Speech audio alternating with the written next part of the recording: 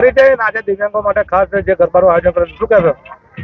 મારું નામ પ્રફુલ્લ પટેલ, ગુજરાત પ્રદેશ સક્ષમ સમદ્રષ્ટિ સમતા વિકાસ એવં અનુસંધાન મંડળ સક્ષમ નામનું અમારી સંસ્થા ચાલે છે, જે રાષ્ટ્રીય ફલક ઉપર દિવ્યાંગોના બધા જ પ્રકારની દિવ્યાંગોનું કાર્ય અમે કરીએ છીએ. એમાં બધા જ 7 પ્રકારની કેટેગરીના દિવ્યાંગો આવી ગયા છે અને અમારું મોટામાં મોટું સંગઠન આખા ભારતનું છે. તો ગુજરાત પ્રદેશની જવાબદારી મારી છે.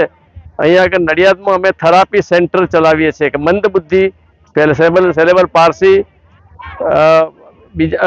ડાઉન સિન્ડ્રોમ અને જેને મગજનો વિકાસ ના થયો હોય એને થેરાપી આપી અને કમસે કમ એને સક્ષમ કરવાની કોશિશ કરીએ છીએ. સક્ષમ સંસ્થા એ દિવ્યાંગોની સંસ્થા છે.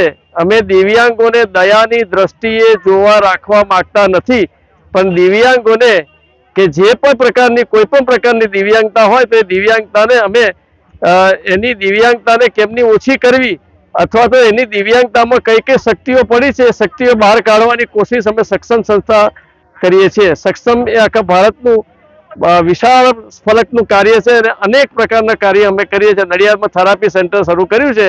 જે પણ મિત્રોને આવવું હશે તો એને અમે સ્વીકારીશું. ફરીથી હું નવરંગ ગરબા એટલે સ્પંદન અને બીજા જે એમના મિત્રોએ સંયોજકે જે અમને બોલાવ્યા અમને આવકાર આપ્યો એ બદલ હું એમને ખૂબ અભિનંદન અને સાધુવાદ પ્રગટ કરું છું. ફરીથી અમે જ્યારે જરૂરિયાત પડશે અથવા તો જ્યારે સક્ષમ કાર્યમાં દિવ્યાંગોની જે સકારાત્મક જરૂરિયાત પડશે એ જરૂરિયાત માટે અમે નડિયાદની પ્રજા જોડે તૈયાર છીએ. આપનો પરિચય, આજે જે ગરબાનું આયોજન કર્યું છે ખાસ શું છે? મારું નામ શાહ વિકાસ જીતેન્દ્ર કુમાર.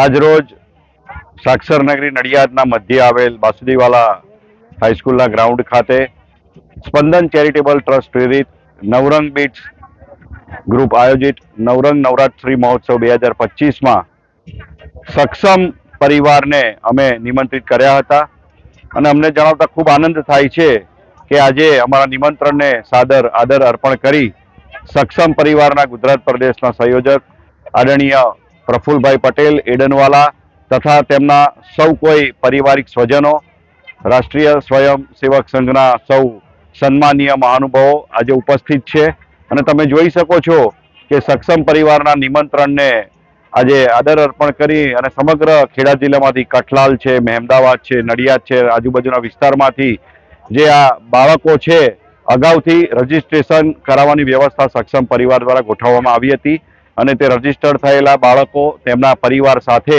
આજે મા અંબાના ચોથા નોરતે નવરંગ ચોકમાં ગરબે ઘૂમવા આવ્યા છે અને તમે જોઈ શકો છો કે કઈ રીતે તેઓ ગરબાનો આનંદ માણી રહ્યા છે.